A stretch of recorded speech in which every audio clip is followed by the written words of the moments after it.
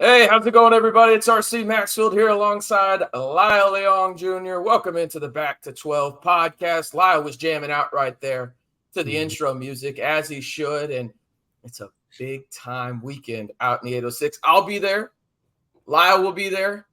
Hopefully, you will be there too. Let us know if you'll be there down in the comments below. But Lyle, my guy, the vibes weren't great. The vibes were not immaculate, as the kids are saying these days.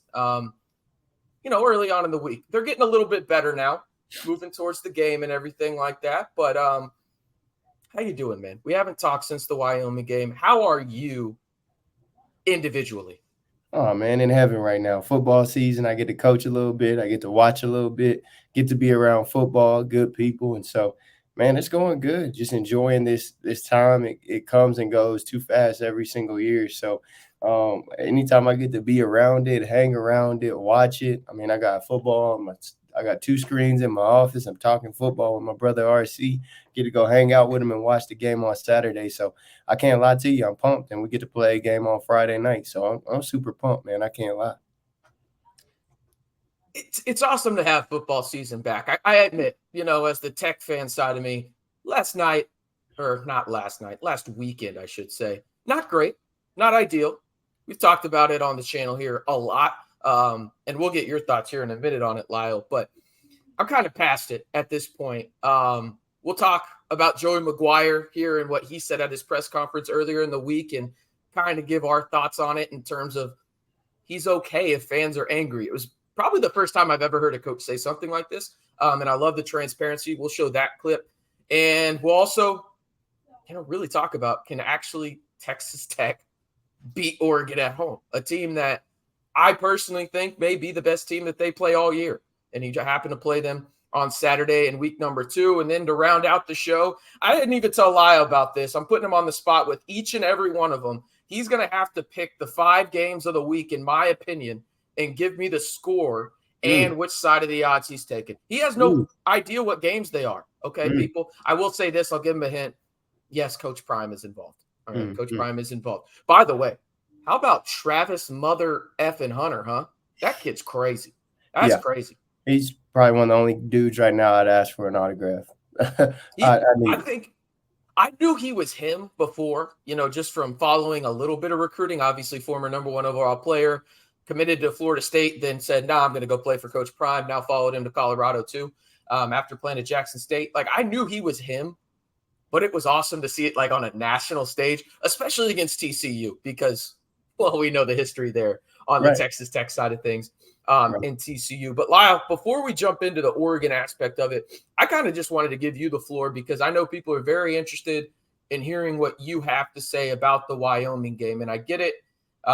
It's later in the week. We're moving on to Oregon and everything, but you haven't had a chance to give your thoughts on the game. So, what kind of stood out to you in terms of maybe 1 or 2 things that Texas Tech did right that you were like, okay, that's actually good. But then overall, let's face it, they played like dog, what, when it came down to it. But your overall thoughts on that game up in Laramie? Man, couple things, and first off, of course, it's a disappointing loss. There ain't no way around it. We should have won. We didn't get it done. But I do want to say people don't understand, and I see a lot of comments, and I know people are going to be mad. They're going to say what they're going to say, um, and I'm here for that. Like Prime said, I'm here. But people got to understand the way that the game is now. It's a different game. It's not the old school game where you got these guys get certain kids and these teams get certain kids. You look at Wyoming's team, half of those cats came from Power Five or other big programs. That's not Wyoming's guys that they got out of high school. Not a lot of them dudes. Go check the quarterback. He's not from there. These are transfers, and way the transfer portal is set up, you're going to get teams that are not Power Five teams that have Power Five players because of the transfer portal. It's the same you saw with Texas State and Baylor. Texas State whooped them, but they also have a quarterback that's 6'8" from LSU and Georgia. So I mean, it's you guys got to understand this is not the football of old age where you go and you're getting a 2-star or 1-star at Wyoming. No, they probably have a quarterback from a Power Five school that didn't make it and go. So understand there's probably 4 on a roster on Power Five quarterbacks. They play 1. So if you're a freshman, you got 3 guys behind you that know they're not going to play. They are going to go somewhere where they get the opportunity to play. So I want to throw that out first and foremost. Those guys are not just slaps over there. So hey, let's get that through everyone's head. I know it's Wyoming, but it's a different altitude. I coached at West Virginia. I know it's a different altitude. It's different. And like I said, no excuse why we didn't get the win, but understand it's not like they just went up there and played against a bunch of slaps and weren't good. Those kids are good. They put on their pants just like Texas Tech, number one. And then number two, I know these coaches get a lot of slack, but at the end of the day, players got to play. You know what I'm saying? Like I love Coach Prime. He does an awesome job. The difference is he had players that showed up and played, one being in Travis Hunter. So, of course, like I said, at the end of the day, coach is going to take all that as he should, but at the end of the day, we got to have guys that show up and make those plays. I saw a lot of receivers drop the ball. I saw missed tackles. I saw miscues by the quarterback. I saw running backs miss holes. So it's as a whole, it's everyone, including coaches, players, and that's a part of it. But my biggest thing is like we got to understand these guys aren't slaps either. I bet you Wyoming wins a lot of games this season. So you heard Coach Maguire saying about that. He said it before the game. It's the best front line that they'll play, and those dudes are good. And so, like I said, I challenge y'all people that have a lot to say to go see where those cats are from, what school they started at, and how they got to Wyoming, and all those good things. So, like I said, you can see I say calm down, don't panic, man. That's a part of the game. I don't believe there's been, but Georgia be undefeated in the last couple of years, right? Maybe Alabama. So, I mean, that's a thing we talked about from the beginning of the podcast. Be a true fan, and that's if you're riding for the brand, like Coach says, ride for the brand. If you're not, then find somewhere else to ride. Because, like I said, at the end of the day, if we beat Oregon this week, them same people that get to talking crazy and reckless, okay, they're gonna flip it around and be like, "Let's go! I love Joey McGuire." So understand, as a player, I'm gonna tell y'all the truth. It pisses me off when I hear y'all talk crazy because I was in that same boat in 2007. Then we turned around 2008. We were number two. Same people I seen at the bar and out at church shaking me, shaking my hand, hugging me. You're the greatest. Yeah, I bet we are. So either you're riding for the brand or you're not riding for the brand. But you got to let it play out through the season. We talked about this on our last podcast. Tech fans are the greatest in the nation, but one loss or one, they jump off quick. And so I played in games where I could talk to my parents because no one showed up. And I've been in games where we were number two in the nation. I couldn't see my parents. So, that's my thing I have to everybody. It's okay to be disappointed. I was disappointed too.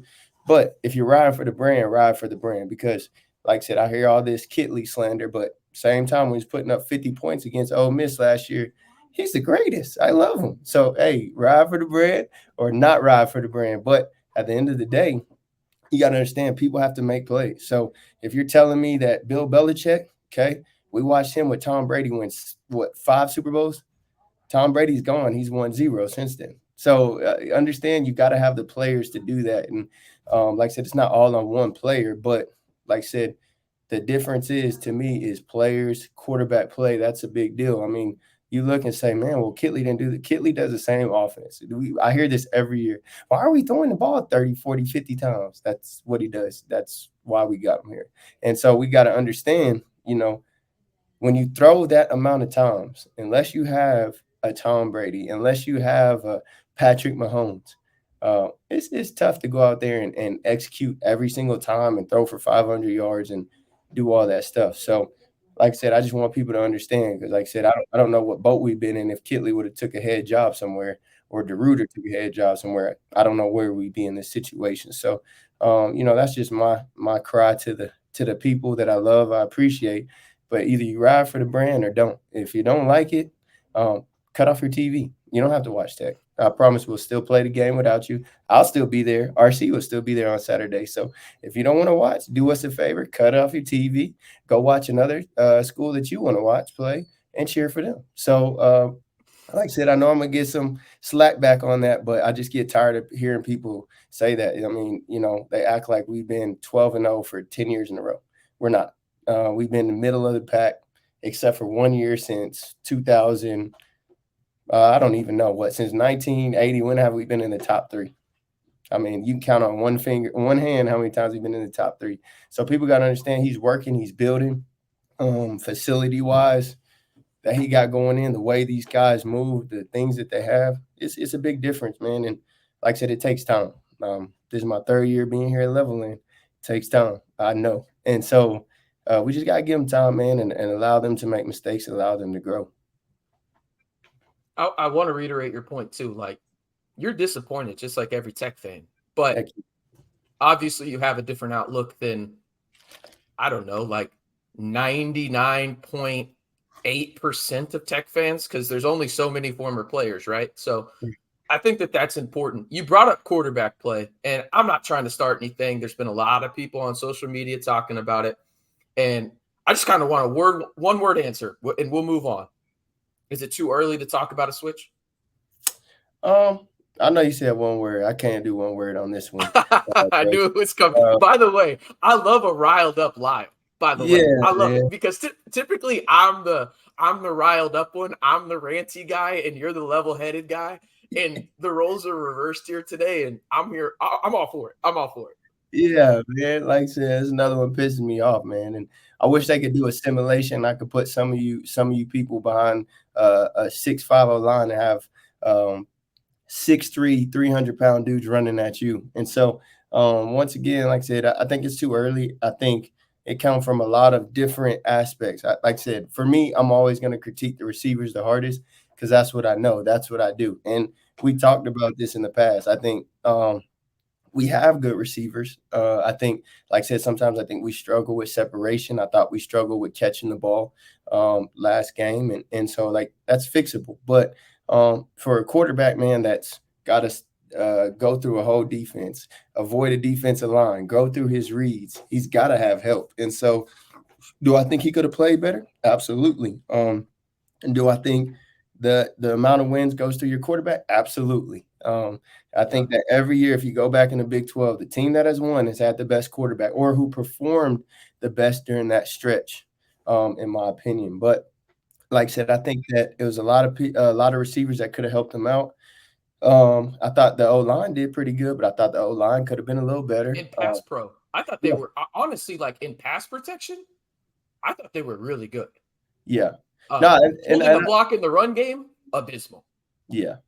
And I think, like I said, but that plays a part. That's a part that as fans we don't pay attention to because we're like, well, we drop back. Well, I mean, everybody in America knows we're going to throw the ball, and so if you're not able to run the ball, then of course defense are going to sit back and sit back with 8 people. So for you that's never done it, and like I said, I know some people are going to be mad. You just talk because you did it. That's not my point.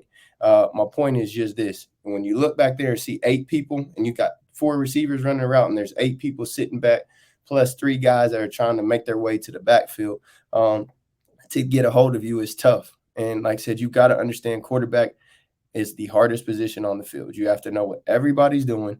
You got to make adjustments on the fly. You got to see stuff as well as see your receivers get open. So I think we got to understand, like, that's a hard position, and it takes 11 people. We talked about that. Tell my kids that's what makes football so great.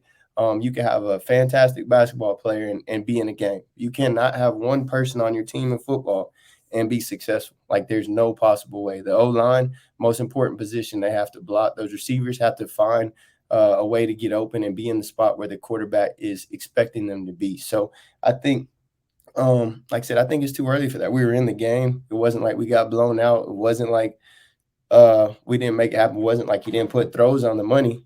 He put a couple on the money that we just didn't come down with. And so, like I said, my thought process as a receiver is to make my quarterback's job as easy as possible. And that's something that, Coach Leach kind of installed. It's something that even from high school, I can call my high school quarterback. He'll let you know. My goal is to make your life easier. Put it anywhere in my vicinity, and I'm gonna catch it for you and come down for it. So I think in that aspect, that's the part we gotta also remember. And like I said, as a fan base, y'all guys got to remember too, we want to continue to win, but I seen a lot of people tearing that kid down. That's a kid at the end of the day. And so we want them to go out against Oregon and say, man, let's go, let's win, after we just talk crap about them for 4 days and then expect them to go out there and win for us. And like I said, we win on Saturday night. The same folks going to be at center field, jumping up and down, lifting them up. So I think in that aspect is a part that we got to remember is look at the whole game. And some of you do know the whole game, and some of you have played, and some of you have done it, and you're right on with your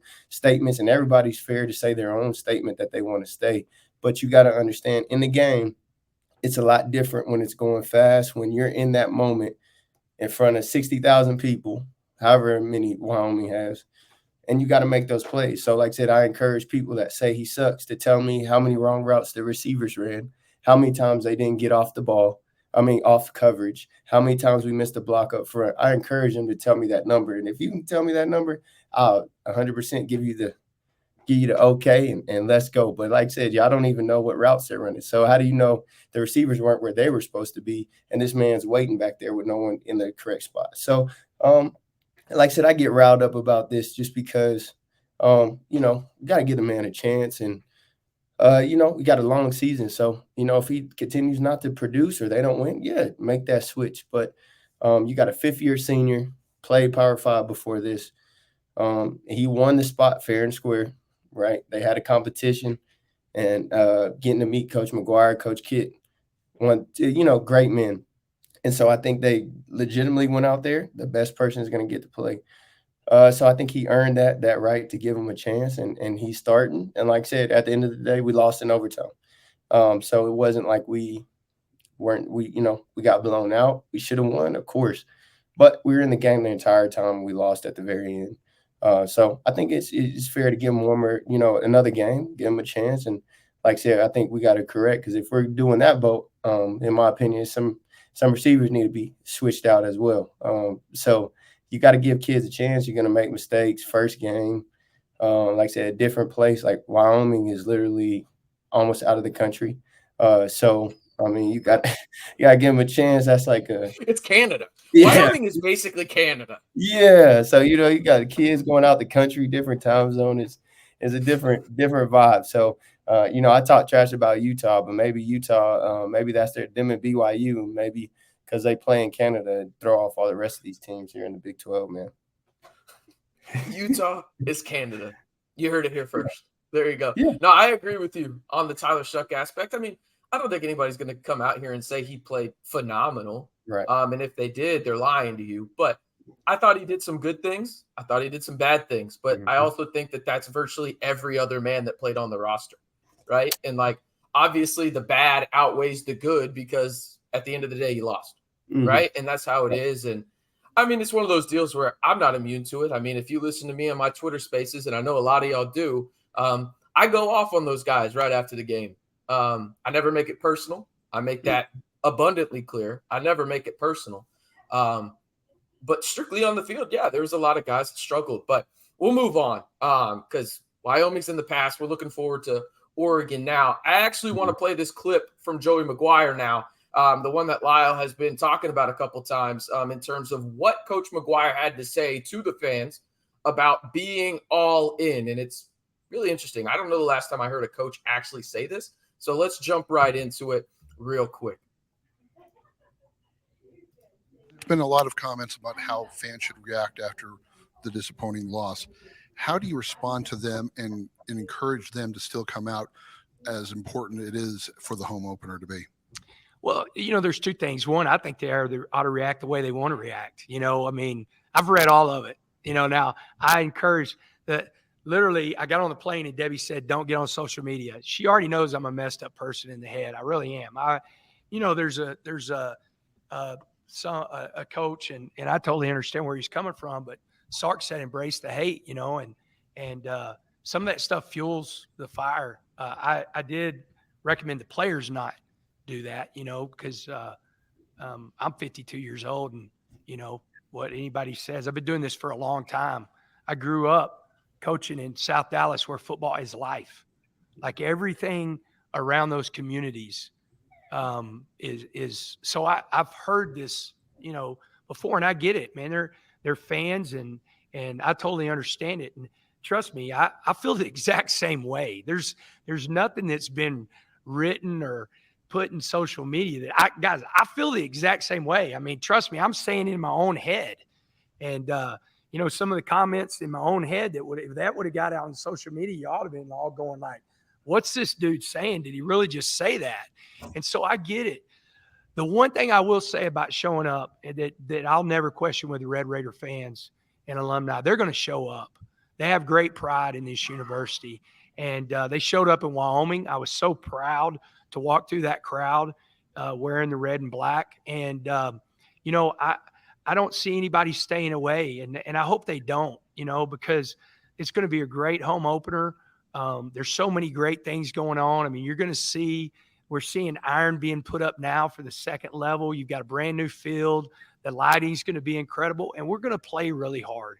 You know, we're going to play really hard for them. And so you can't, the people, whenever you're talking about fans, you can't be a fair weather fan. You're either in or you're not, you know, and if you're in, say whatever you want to say. If you're not in and you're not all the way in, that's when you maybe need to shut your mouth, you know? And so I'm one of those guys that I'm all in. This team's all in, and I know this fan base is all in. It's going to be a great opportunity. That's the word that we've used a lot, even before the Wyoming game, that we have a great opportunity in front of us.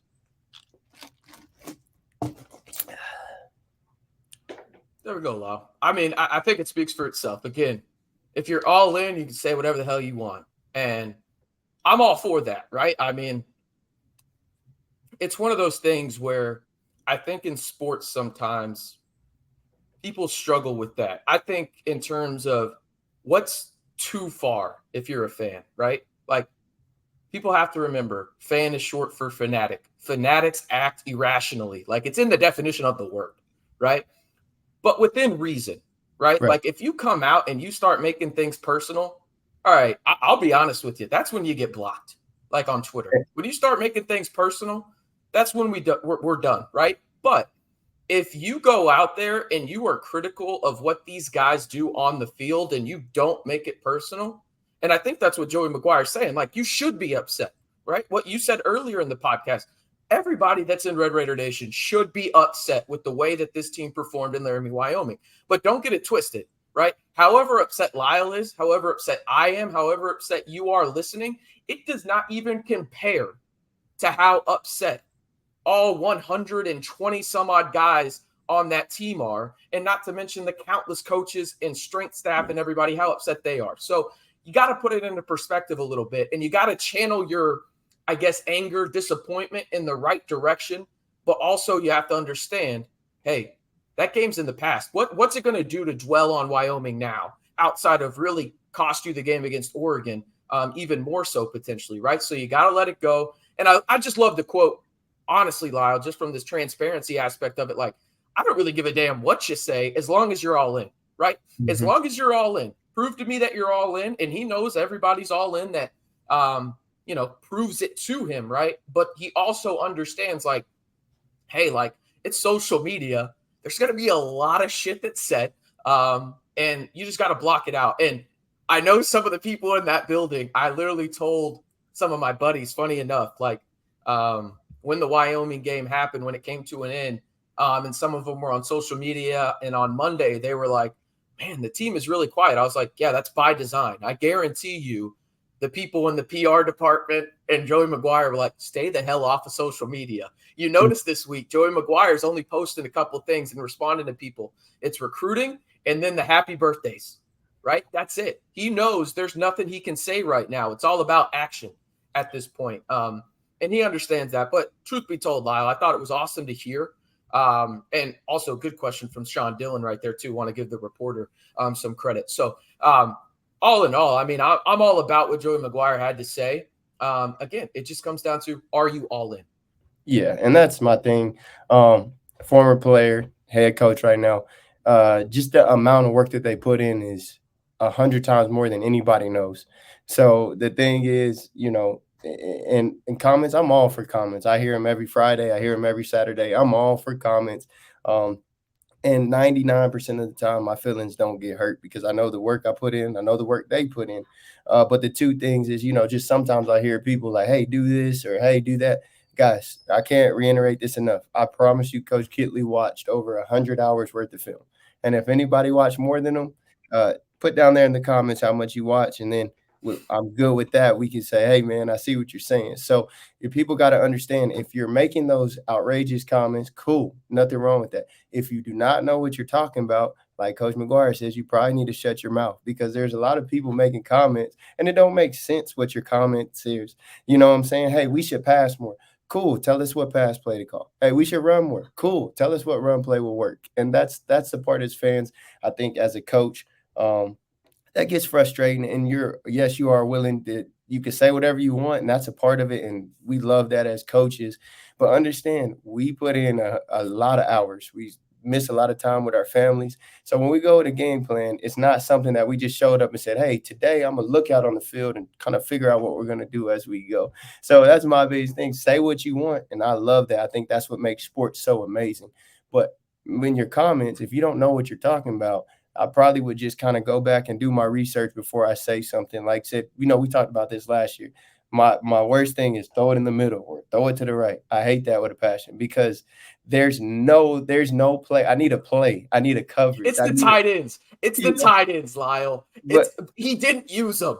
That's the thing. And we talked about this. You and I did. Like I told you I was going to have like a little rant about this. I was going to call out Kitley for it. It's the tight ends, right? Like, and again, I understand you're not going to always have the tight ends open, right? But really, that's what I want to have in the middle of the field. And honestly, all I want in the middle of the field is a simple curl route and the tight end just sit there, right? That's all I want. Like, I'm not talking, you don't need to drag a post across or a drag route, a slant. I don't need any of that. I just want something there where it's literally my favorite thing is when quarterbacks and offensive coordinators get together and you can see what they're good at, right?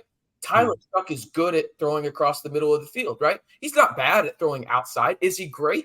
I'd probably say no. He struggles at it a little bit, but he's better when it's straight across his face.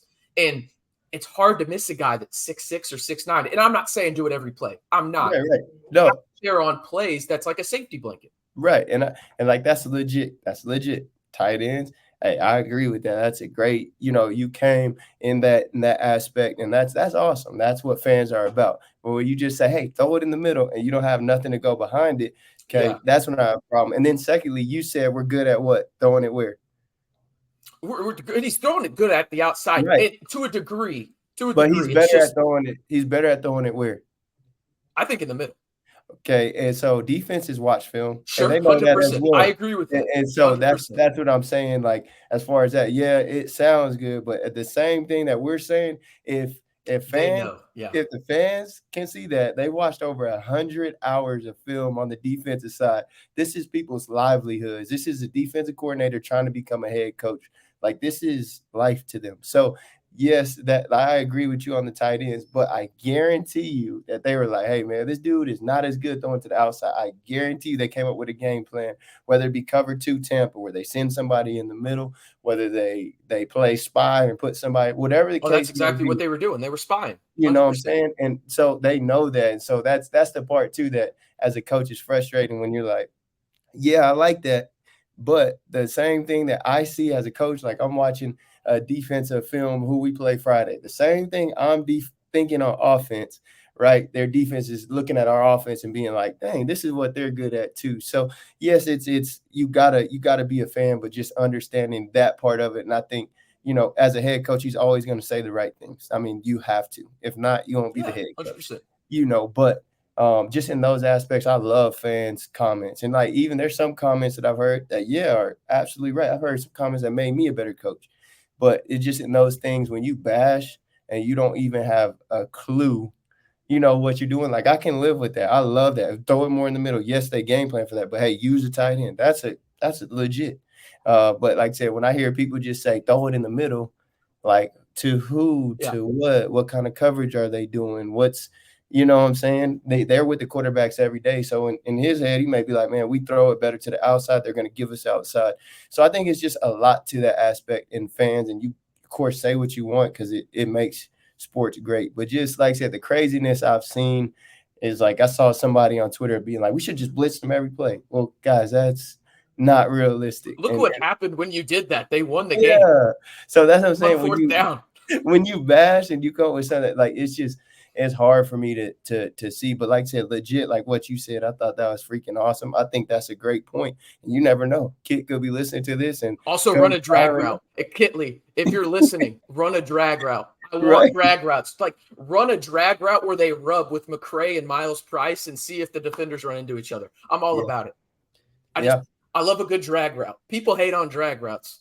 No, Drag and routes are dope. drag routes can, work on any kind of coverage. That's legit. That's legit. I have no problem. I love And it. that's how you get the spy off. The spy might have to help. And then that opens things up for Tyler Shuck to But maybe run. But I will say them jokers got to get open too. We've been had this conversation. Oh, well, yeah. You know how I But I feel. think that doesn't that again, you know much better than me. My line of thinking is I think on drag routes, you have a much better chance to get open because, well, I guess it's a coin aspect of it, which side you want to go with. But typically, it's easier for a wide receiver to do something because, well, they know where they're going. They're not playing chase, right? Right. But Right. on a drag route, you'd think it would create separation because there would be that congestion right there, right? For whether it's a corner, a linebacker, whatever it may be, whoever's guarding them, nickel, whatever, right? But I think for me, when it comes down to using the middle of the field again, and it's honestly just basically as simple as just put the Statue of Liberty, aka Mason Tharp, he's 6'9". Put him 5 yards from the line of scrimmage and make that spy choose. Because you're right, they do spy Tyler Shuck, right? Make the spy choose. Is he going to stay on that big dude right there, or is he going to go after Tyler Shuck? It almost creates another aspect of the run-pass option, right? If you do it that way. And I don't think that anybody's scared of Tyler running. I'm just going to be honest. I think the spy was not for Tyler because I don't think they should be, though. I think they should be within reason. Like, is he – perfect example. Is he Bo Nix? No. But I do think Tyler can beat you with his legs if he needs to. He's not a prolific runner, but it is a threat that I think defensive coordinators should be mindful of. But I think if you're running an option with that cat, yes. That's different. If you're dropping back and running, I haven't seen him be great at running through. Yes, he may go and get fired, but to me, a running quarterback is Jack from Kansas, and I know he's the best quarterback in the Big 12. But I'm just saying that's a spy. I think what they were spying was anybody in the middle of the field, not Tyler. Because, like I said, anytime he ran, which was very rare, I mean, he got 3 yards, 4 yards. So I think they were just dog crap at running in general. Yeah, and so I think like the spy game is in those aspects is, they're waiting for anybody in the middle because that's where he likes to throw. And then two, like you said, with the receivers, the drag, you would think they get open, but then it comes down to as an OC, what happens when they don't? That's the part that gets hard. That's true. You know what I'm saying? Or, a lot of guys, McCray's fast. So a lot of them dudes will switch off. When they see somebody come across, they switch off. If they see two people coming, they just switch. So then it comes down to, hey, are we sitting down when we switch or we keep running? Because if you switch, we got fast guys too. It's a guy 3 yards away. When they see him crossing, switch, he's going to be right here onto that drag. So I think there's a lot of aspects in there. And there's something that we, like I said, I don't know if he tried it, he might not have. It might have worked. I'm just saying those aspects of calling plays that people forget or don't really know as far as calling plays. If those cats switch, then the drag ain't that good. And if a guy's getting jammed up at the line and can't get off the ball, it's not that great of a call. So I think it's just the players. It comes down to the players. Can they get open? Can they make plays? If they're spying for the pass in the middle of the field, can Shuck get the yards and make him change and spy on him?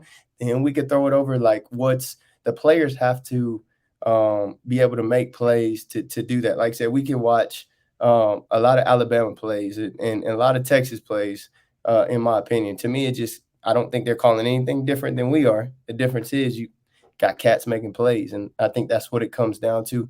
I saw Mike Leach call 5 plays when we were number 2 in the country.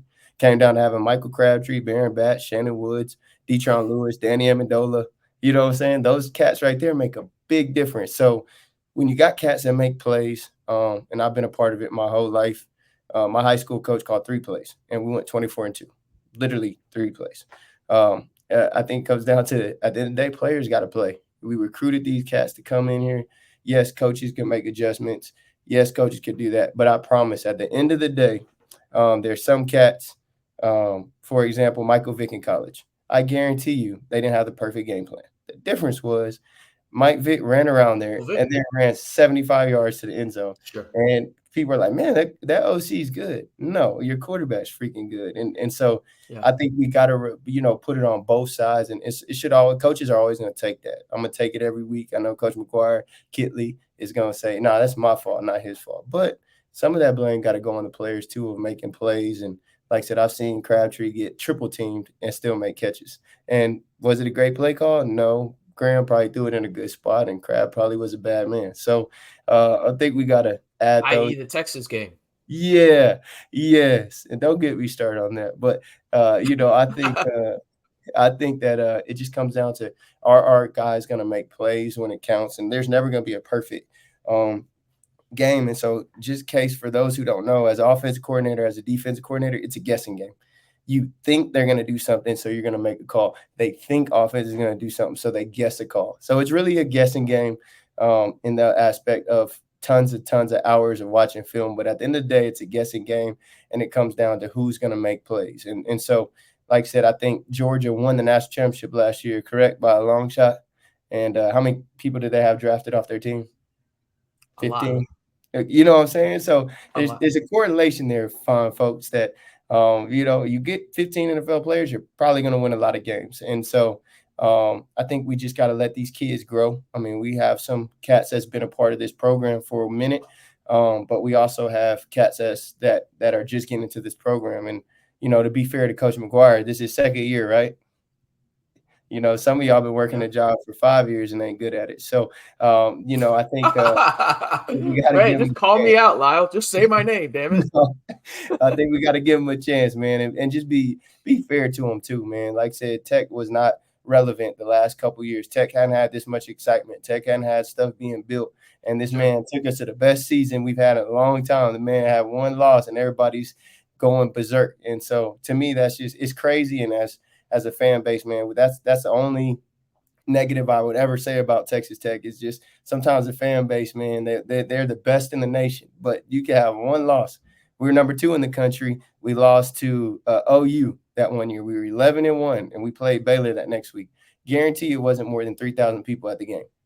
11-1. So I think we just got to be fair, give them a chance, and also encourage these kids, man. Like Coach McGuire said, if we all in, be all in, man, because it's okay to critique, but at the end of the day, these are kids. We go home and we look at Twitter. I know Coach McGuire said don't look at Twitter. We're all sick in the head because every time we lost, I was definitely on Twitter to see who had something to say about me or what they had to say. And so at the end of the day, whether an athlete's going to tell you that or not, man, it hurts. It hurts. It hurts to read some of the comments. It hurts to hear some of that stuff, especially when you put in 300 and whatever 30 days you put in. The season ain't but 2 months, 3 months, but you put in the rest of the year they work. So I think we got to be mindful as far as how we say it. Like you said, never make it personal, but man, they read that. So if we really want to be a great fan base, if we really want to build our guys up, man, say something nice, send them a message. Hey, we got you. We riding with you. Hey, man, we understand. Instead of the opposite of you suck, put him in this, that, and the other.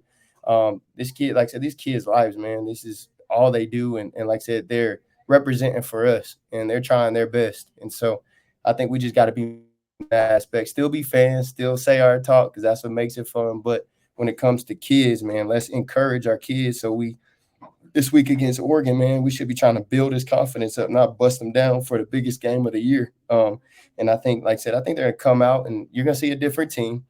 It's going to be sold out, striped out game at night. We've been pretty successful at night. I don't know why we don't play every game at night, Texas Tech, but then again, I'm not crazy ass things happen at night at Lubbock. You know better than anybody, man. The kids get the juices flowing, and yes, we don't drink juices.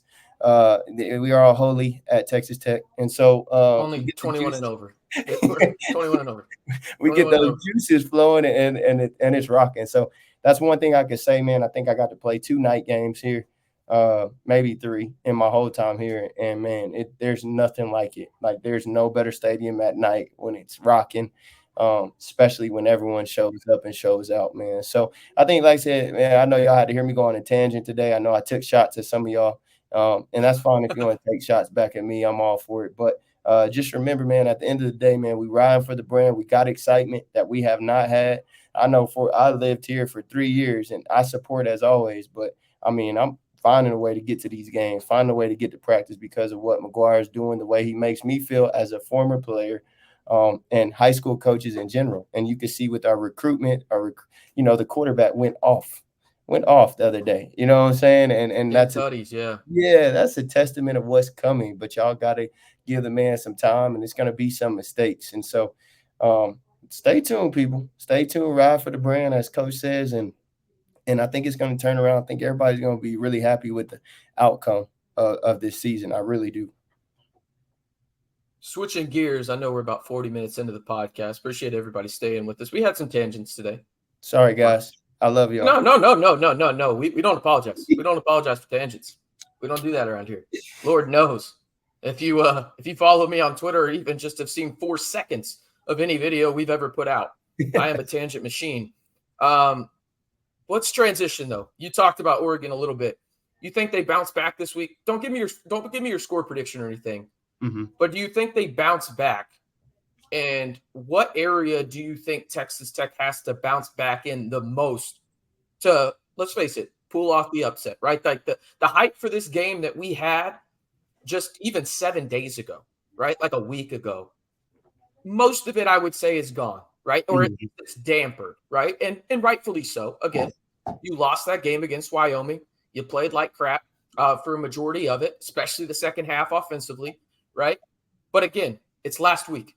You're at home. You talked about it a little bit, Lyle. Texas Tech at home went 6-1 last year. The one time they lost, albeit they got blown out by Baylor 45-17, and it was not a great night to get blown out as Patrick Mahomes was going into the Ring of Honor. But that was last year, right? Now you're coming in. There's a lot of hype around the new facilities going in at Texas Tech, right? Like, and the hype was dampened. Let's be real about it, and rightfully so, as I just mentioned. But do you think they bounce back, Lyle? And if so, what is going to be your key? As I gave my 3 keys yesterday, and I'll give you mine just in case you missed them on that video. I said Texas Tech has to grab the momentum early. I think they have to get pressure on Bo Nix and set the edge. And I think that they have to be more balanced offensively. Lyle has to go do something real quick. No big deal. But I think that those are the 3 things. And the reason being is this more than anything when it comes down to it, right? I think really what this comes down to is this, and I'll go on a quick tangent here while Lyle gets things squared away. If you can get Jones AT&T Stadium all riled up and you can get them going early, right? 7-0, right? Let's say Texas Tech comes out and they score first, right? The fan base is going to be right back in it. And I don't think that they're not going to be in it from the jump, but even more so, right? You go up 7-0 against the top 15 team in the country, right? You get those fans involved. I think there's something to be said for that. And listen, I like Bo Nix more than probably anybody watching this right now cares to admit. I like Bo Nix. I think he's one of the top 5, top 7 quarterbacks in college football. I truly do. But if you can put him in a situation, right, and he's been through a lot of situations where he has to think about things a little bit more than maybe he thought he would early on, that's an advantage for Texas Tech. So that's my first one. Grab the momentum early. Speaking of Bo Nix, you have to get pressure on him. But even more importantly, I think at this point, you have to set the edge, right? And I think that that's something that's huge for Texas Tech. If you can't contain Bo Nix, you're done. So it's a done game. You're not going to win. It's that simple. But on the offensive side, we talked about it a little bit. I think you got to be more balanced. I don't think there's any way in hell Texas Tech runs for only 2.8 yards a carry again, maybe all year, right? I think that's the worst time that they're going to have in terms of running the football. So those are mine, Lyle. Grab the momentum early. Try and get that crowd a little bit even more raucous, right? Get pressure on Bo Nix. More importantly, set the edge. And then you got to have a more balanced offense. Again, I believe, don't quote me on this, 47 pass attempts to 33 rush attempts against Wyoming. But what's your one key to the game, Lyle, in terms of Texas Tech has to change this from game 1 to game 2 in order to bounce back and pull off the upset at home? I do want to say one thing, though, before we start. 47 and 33 is balanced for Texas Tech. Actually, that's more run heavy than probably. But that's I think when I say more balanced, I mean you just have to be flat out better running the football, right? Like you can't run 2.8 yards per carry against Oregon because you think that Wyoming secondary was good against you when they knew it was coming. Imagine what's going to happen when you got 4 or 5-star athletes out there. Right. And I think that's one of those things, though. That's not the focus. Yeah, we got to get better at the run. That's not the focus.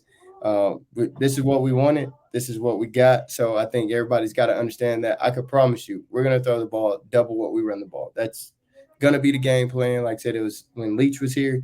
It's what we did. Like if we ran the ball, it is never even close to the pass. So I think we got to understand balance is going to be passed. And I think the keys are, like I said, better quarterback play.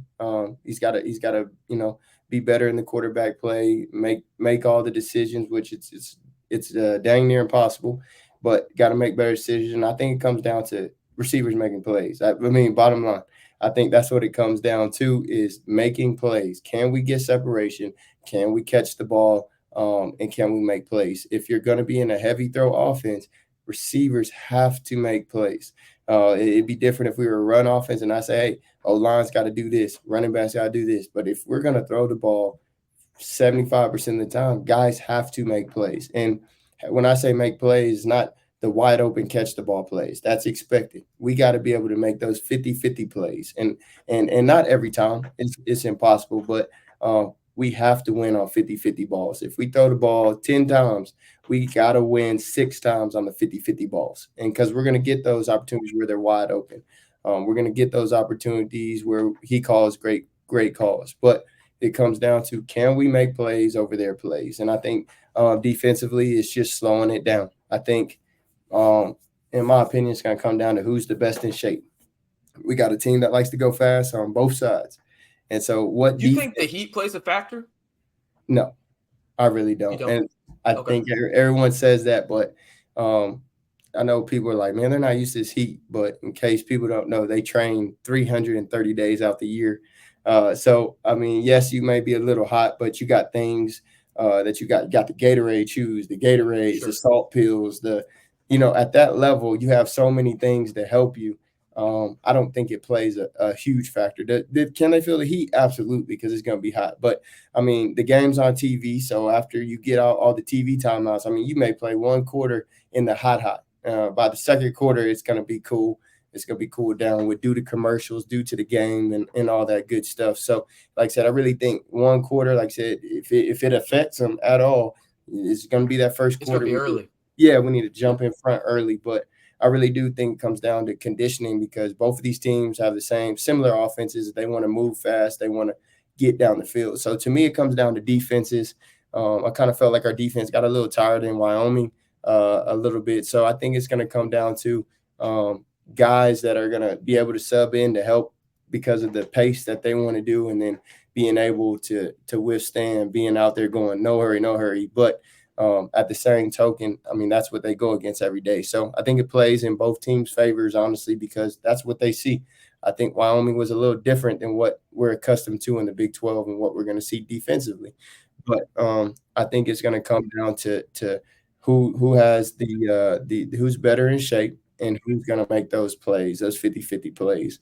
And that's what I think it comes down to. So I think, like I said, being at Tech at night, I think that plays a huge part. I really do. Like I said, I don't remember the last time we've lost at night.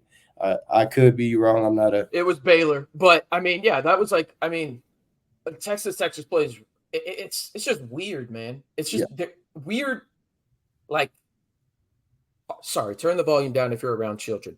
Weird shit happens in Lubbock at night. Like, weird shit, man. Like, it's unexplainable. Like, I don't, like, again, and it's not just the Texas Tech way. A majority of the time it is, right?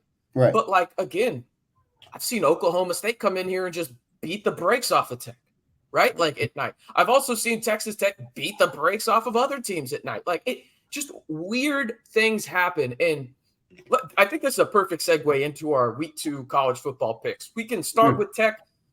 Actually, you know what? No, since you're drinking that fruity drink, we're going to end it at the end with Texas Tech. I'm right there with you, though, brother. Hashtag not a sponsor. Anyway, let's start with Nebraska at number 22, Colorado. You heard that right. Number 22, Colorado. All right. Odds. Oregon, not Oregon, excuse me. I'm looking at the Texas Tech one. Colorado -2.5 at home against Nebraska. Who you got, Lyle? Prime. What it do? Definitely going with Prime, man. Are you taking the points or no? Yes. Okay. There we go. Yeah. CU minus 2.5. I am right there with you. I am taking CU minus 2.5 as well. All right, we move on to the next game. Probably the most disappointing team in the Big 12 in week 1, not Texas Tech. Instead, it's Baylor. They host number 12 Utah, and Lubbock's own Sawyer Robertson will get the start. The Mississippi State transfer. Let's There go. you go. So he will get the start against Utah, his first start at Baylor. Well, it's going to be a tough one against Utah. Utah is minus 7.5-point favorites in this one. Lyle, who you got? Baylor. Oh, you want Baylor plus 7.5, or are you taking Baylor money line? You're taking them outright to win? Yes. No. Yeah, I'm taking them outright to win. Sorry. Yes, I am. Oh my! I am not doing that. I am taking Utah. I think Utah's really good. Cam Rising supposed to be back for this one. One of the best quarterbacks in the Pac-12. The Pac-12 is loaded at quarterback. My God. There is no more Pac-12. That's the worst part. It's sick though, dude. Like how many good quarterbacks there is now. Like you think about it. Washington's got one in Penix. You got 2 great ones in Oregon and DJ and Bo, right? You got Caleb Williams. You got I haven't even mentioned Shadir Sanders yet, right? You got Cam Rising. There's half the conference. It's crazy. Half of the former conference, I should say.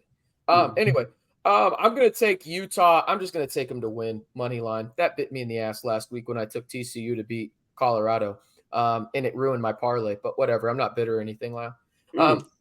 Number 20, Ole Miss at number 24, Tulane. Ole Miss minus 7.5-point favorites. Lyle, who you got? Ole Miss, without a doubt. I think they beat them by over 14. Oh, so you're taking Ole Miss minus 7.5 on this one. I'm going to take Tulane plus the points. I don't think they win, but I do think it's by less than 7.5. I think it's going to be a closer game. Again, it's at Tulane, man. Arguably the most hyped game of the weekend. Sorry, Tech fans, it's just the truth. Number 11, Texas at number 3, Alabama. I mean, ESPN is basically moving from Bristol, Connecticut down to Tuscaloosa. Also, quick tangent, ESPN, shut the hell up. Y'all are the reason we're in this mess when it comes to conference realignment, you jabronis. Be better. All right. Anyway, Alabama, minus 7. At home at Tuscaloosa. Remember last year they won by 1. Quinn Ewers didn't play for most of that game with a shoulder injury. Lyle, who you got? Alabama. It won't be by 1 either. You taking Alabama in the points? Yes. Okay, Alabama minus 7. Because it should be more. I'm just going to take Alabama money line. I like Milroe as the quarterback for them, but I just want to play it safe and take the money line. I know the odds aren't as good, but screw it. All right, and then the game of the week for Red Raider Nation. Number 13, Oregon, and Heisman hopeful Bo Nix invade the 806 to take on a Texas Tech team looking to bounce back after a disastrous loss up in Wyoming. Oregon entered the week minus 3-point favorites. It is now minus 6.5 due to that loss at Wyoming for Texas Tech. Lyle, do the Red Raiders bounce back and get their first win of the 2023 season against the Oregon Ducks? Yes. Oh, buddy.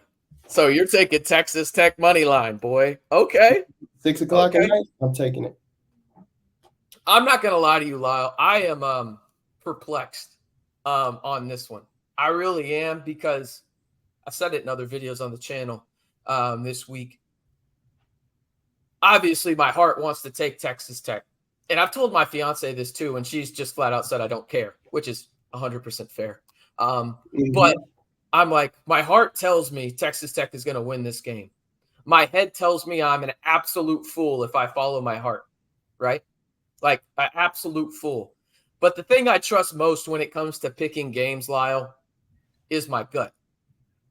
And my gut, as we talked about previously in this video, again, please mute this right now if you are around children.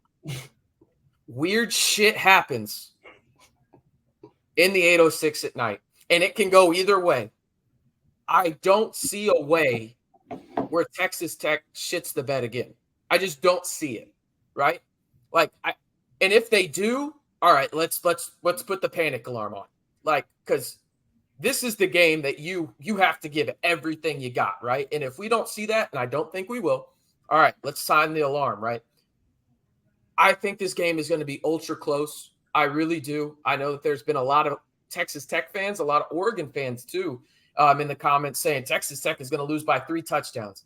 I just don't see it, right? So what I'm going to say is this. My gut is telling me Oregon minus 6.5. I think they win by 8. But it's one of those deals where as the week has progressed, I've been changing my mind a little bit. And so what I'm going to do is this. I'm going to take Texas Tech plus 6.5. I do think Oregon wins the game, though. I do think Oregon wins the game. I do want to say this too, though, RC, on that note. People, understand, yes, you were expecting Tech to win, but understand this is a really good team, too. So I just want to throw that. This is the best team you're going to play all year, in my opinion. I just want to throw that out to the people because people be like, if we don't win 0-2, guys, understand this is a team that has a chance to make the college playoffs. I just want everybody to know that. I don't think there's a team in the Big 12 that has a chance to make the college playoffs, but I do think outside of Texas, maybe if they live up to expectations, but they haven't done that in a while. No, they're not going to. Now I would put my whole check on it. Dang, I'll put my whole check on it. It's starting on Saturday is the first loss, and then it's going to continue. So Shark, I'm not going to comment, but all I'm saying is I put my check on. They're not gonna come through. That's it. And there's no hate, and if there is hate, embrace it. Okay, that's it. That's it for me, RC. Lyle, where can the people follow you? Hey, you find me at Coach LLEONG. You can follow the man that makes this happen at RCMB 323. Again, our picks for the week. Lyle and I both took Colorado minus 2.5. He took Baylor to win against Utah. I'm taking Utah to win that one. He's got Ole Miss minus 7.5. I've got Tulane plus 7.5. He's got Alabama minus 7. I've just got Alabama winning. And then in the game y'all really care about, he's got Texas Tech winning. I've got Texas Tech plus 6.5. We'll see who gets it right. Let us know again down in the comments what your score prediction is for number 13 Oregon at Texas Tech. And also, should have probably mentioned this a little sooner than an hour into the podcast. But if you're going to be in Lubbock, let us know down in the comments below. I'll be there. Lyle will be there. We might just have a little meetup in the works. We'll see how it goes for everybody. But he's the man. He's Lyle Leong. I am RC Maxfield. If you want to join the most engaging Texas Tech community here on YouTube, you know what to do. Hit that subscribe button and stay in the know on everything Texas Tech football right here on the Back to 12 podcast channel.